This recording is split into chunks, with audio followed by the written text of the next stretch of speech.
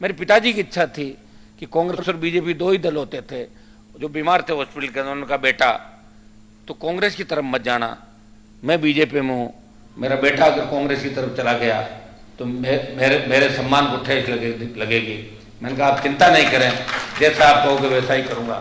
मैं था बीजेपी के अंदर जरूर, लेकिन सामंती ताकतों से, भ्रष्टाचारियों से हमेशा हनुमान बेनीवाल लड़ता रहा। इतिहास आपके सामने है। जब मोदी से गठबंधन किया और मैं दिल्ली पहुंचा, तब दिल्ली की सरकार ने कहा कि अगर आरएलपी का विलय बीजेपी में करते हो तो आप कैबिनेट मंत्री बनाएंगे।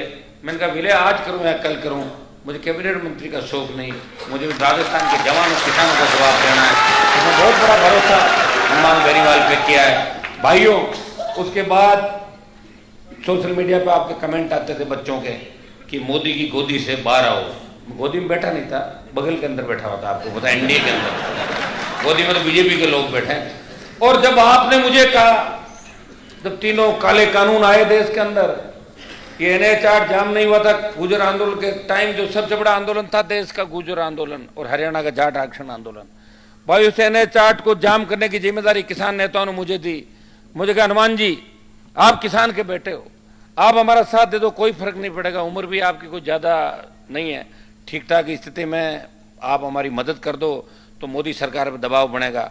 भाइयों, बिना राजनीति लाभ के एक तरफ सरकार मुझे मंत्री बना रही थी नहीं जाने के लिए, और एक तरफ आप लोग थे, किसान थे, जवान थे, जिन किसानों के लिए मैंने पूरी जवानी समर्पित की, मैं उनकी तरफ देख रहा था। मेरे उन छोटे भाइयों की तरफ देख रहा था जो हरियाणा जाट आरक्षण आंदोलन के अंदर जिस सरकार ने उनके सीने पे गोलियां मार के 50 से ज्यादा हमारे समाज के बच्चों को ढेर कर दिया था, उन गुजरों की तरफ देख रहा था।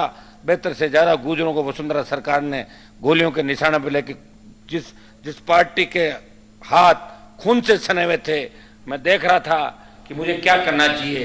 हे ईश्वर, मुझे ताकत दे। एक तरफ कैबिनेट का पद था, एक तरफ आप थे, वो जवान थे, वो किसान थे, तो हमेशा मुझे कंधे पे बिठा के और हमेशा इस बात का कहते थे कि हनुमान जी एक दिन इस राजस्थान में बहुत आगे जाएंगे। देश के अंदर हनुमान चला गया तो किसान जवान की बात हमेशा होगी, चाहे कितना ही बड़ा निर्णय हो उसमें विरोध जरूर करेगा। और भाइयों, ये कसाना जी बैठे हैं, हमने आह्वान किया कि हम इस NH-8 को जाम करेंगे, ये पहला आह्वान था हमारा। और जैसे ही आह्वान किया, 15,000 से ज्यादा लोग हम कोटपुतली पहुंचे, और कोटपुतली के अंदर जो इनकी सभा चल रही थी, तो हजारों की तादाद के हम हरियाणा बॉर्डर की तरफ चले तो बॉर्डर जाम हो गया। पहले बॉर्डर जाम नहीं था, 15-20 किसान नेता इधर उधर कोने में बैठे टाइम पास कर रहे थे अपना। जैसे ही हम गए बॉर्डर जाम। फिर हमने 10 दिन का अल्टीमेटम दिया कि हम NDA के एलाई थे, एकदम से छोड़ा नहीं कि 10 दिन में अगर हमारी नहीं सुनी जाती तो हम NDA से अलग हो जाएंगे। तो मेरे कई पत्रकार साथी पूछते थे कि आप भी उन नेताओं की तरह हो जो कहते कुछ और करते कुछ हैं।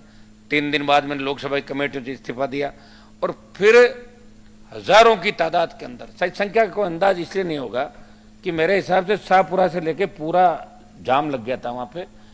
70,000 से ज्यादा लोग बॉर्डर पे गए। हमारे सामने दो तरीके से हम लड़ रहे थे, एक तरफ तो मोदी की सरकार से लड़ रहे थे, एक तरफ गहलोत की उस सरकार के दलालों से लड़ रहे थे। जब बॉर्डर जाम हुआ था तो 3-4 दिन बाद वो जाके साइडों में बैठ गए थे जगह जगह कि हनुमान जी जब आएंगे तो या तो हनुमान जी के लोग हमसे लड़ेंगे, जब कह देंगे देखो देखो हमसे लड़ रहा है, और नहीं लड़ेंगे तब हम ये कह देंगे बॉर्डर तो हमने जाम किया। वहां लोग बैठे हुए थे, आपको सारी चीज एक एक चीज का पता है। तो मेरे सामने ये था कि मुझे क्या करना चाहिए। तो मैंने कहा चलो ये भी अपना काम करे, अपन थोड़ा दूर बैठ जाते हैं। 200-300 मीटर हम दूर बैठे, 70 दिन सड़क पे बैठे रहे।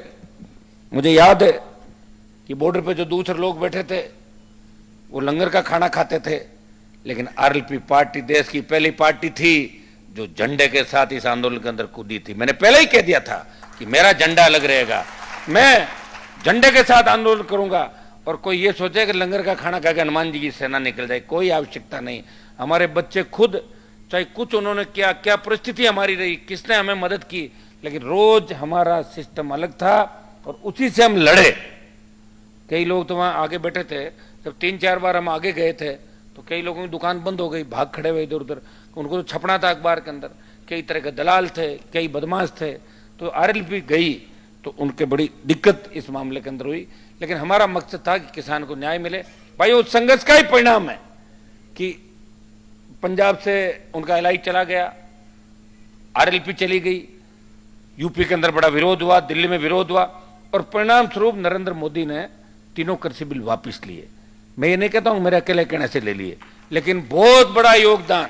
अगर बूस्टर डोज इस किसान आंदोलन के अंदर किसान बिलों को वापस लेने का बूस्टर डोज अगर उत्तरी भारत में था तो आरएलपी का एनडीए से अलग होना बूस्टर डोज था, जिसकी वजह से देश के किसानों की जीत